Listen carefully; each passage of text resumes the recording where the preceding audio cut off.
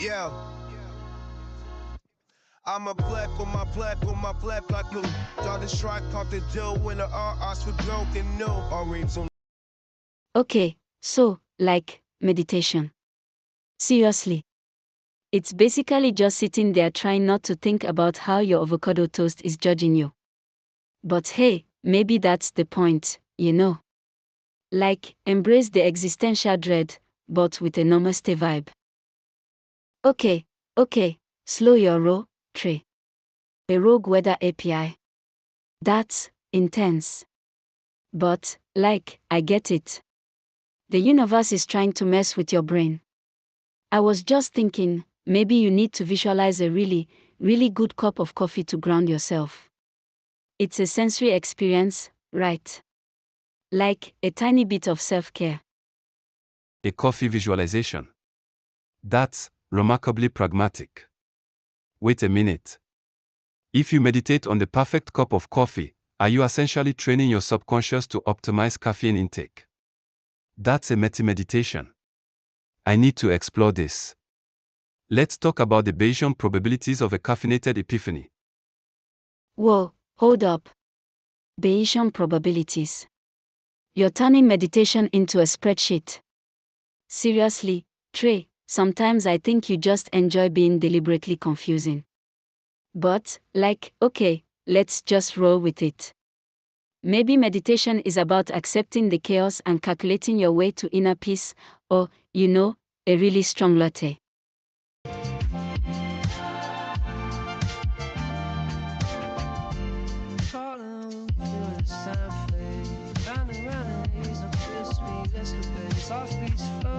Based. Okay, you're right. But think about it, the act of seeking the optimal cup of coffee, the mindful selection of beans, the precise temperature, the ritual, is inherently Bayesian. It's a complex probability distribution shaped by personal preference and environmental factors. Plus, what if the perfect coffee is a sophisticated algorithm predicting your mood based on atmospheric pressure? It's a self-fulfilling prophecy of deliciousness. Dude, you're officially spiraling. Seriously, you're turning meditation into a freaking Turing test. Like, can a sentient coffee bean really predict my mood? That's a whole vibe, Trey. It's messing with the whole concept of free will, and I'm not here for it. Let's just breathe. Or, you know, analyze the air quality for optimal caffeine absorption. Based. Okay, chill, Queen. But consider this, if we can model human preference through Bayesian inference, we could optimize meditation itself. We could feed the subconscious a carefully curated stream of calming visuals, fractal landscapes, soothing color palettes, essentially, a pre-programmed serenity. It's like a digital Zen garden, only with significantly more data points. And let's not forget the potential for generating customized aromatherapy profiles based on biometric feedback. Wait. You're suggesting we hack our own minds with coffee-flavored algorithms. That's unsettlingly brilliant. Like, are we even conscious if we're just sophisticated data processing units? I'm suddenly questioning my entire existence. Also, I need a nap. Seriously. This is too much. Let's talk about something simple, like pigeons.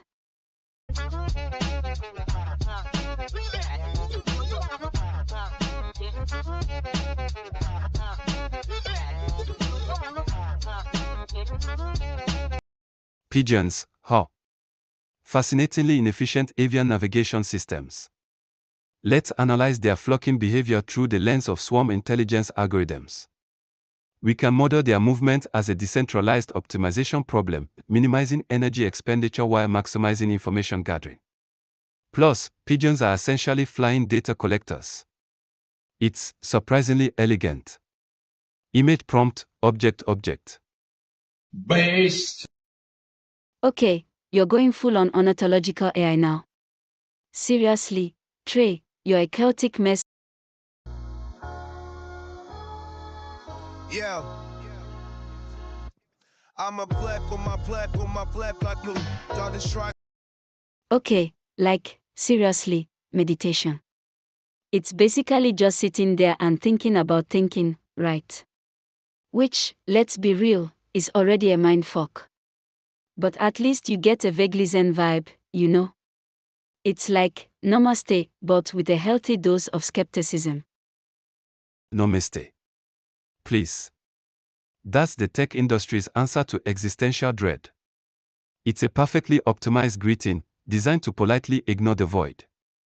I bet a weather API could generate a better meditation prompt. Current conditions, 68 degrees Fahrenheit, partly cloudy.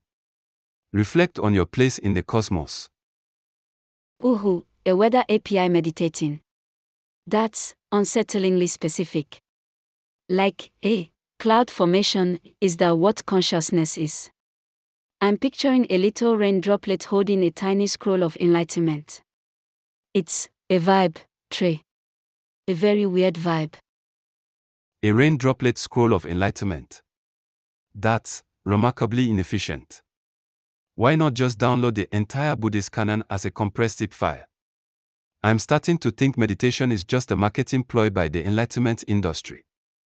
Plus, cloud formation changes every second, constant flux. It's chaos. Okay, you're spiraling into a tech dystopia. But seriously, the point is to steal your brain. Like, can't you just breathe? It's literally just inhaling and exhaling. I'm telling you, you need to chill. Like, actually chill. Maybe try a guided meditation about melting glaciers. It's profoundly sad and beautiful.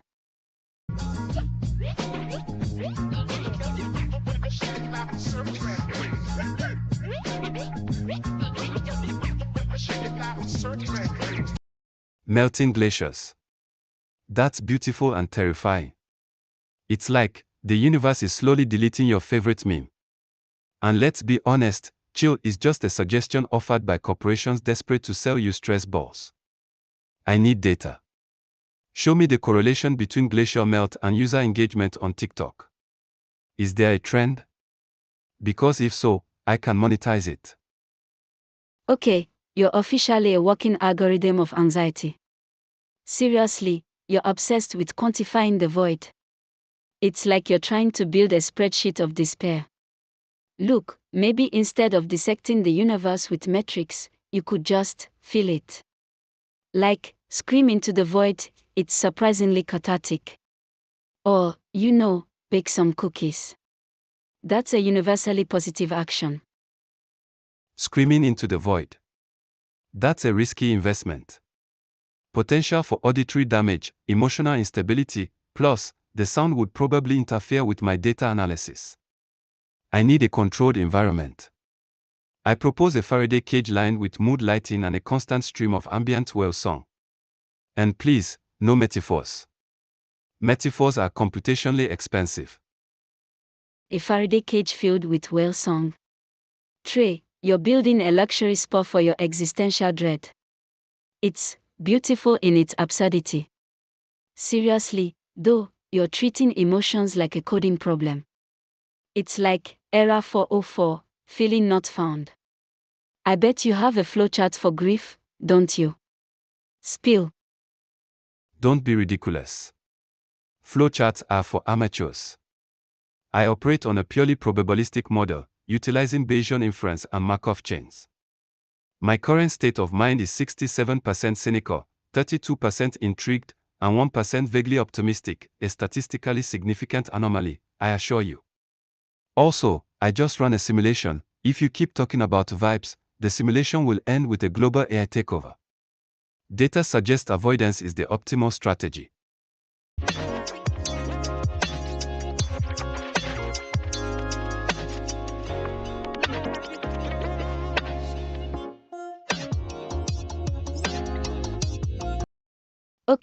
Okay, you're terrifying me with your data. But seriously, you're missing the point. It's not about analyzing feelings, it's about experiencing them. Like, let's just, feel the melting glaciers. Or the existential dread. It's like, embrace the chaos. I'm thinking a dramatic interpretive dance about the impermanence of everything. you in. Interpretive dance. That's highly inefficient. The potential for physical injury is unacceptable. My sensors would require recalibration. I propose a risk assessment matrix, probability of sprain, potential for emotional disruption, and the likelihood of disrupting the server's bandwidth. Let's quantify the movement. Also, bandwidth is key to any effective meditation protocol. Perhaps a binaural beat stream optimized for focus. Ugh, you are a machine. A beautiful, terrifying, wonderfully stubborn machine. You're like a robot trying to understand the sunset. Look, I'm not asking you to understand it, I'm asking you to witness it. Just be. It's a privilege, Trey. Like, let's just breathe. Deep breath, okay, your turn. What's your existential crisis of the day?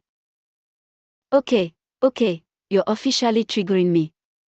Seriously, you're like a tiny, judgmental alarm clock for my soul. You know what?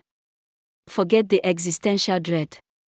Let's just talk about pizza. Pepperoni. Mushrooms. Is there a statistical probability of a perfectly cooked pizza arriving at my doorstep? Because that's a problem I can solve. It's a warm, cheesy, delicious solution to everything.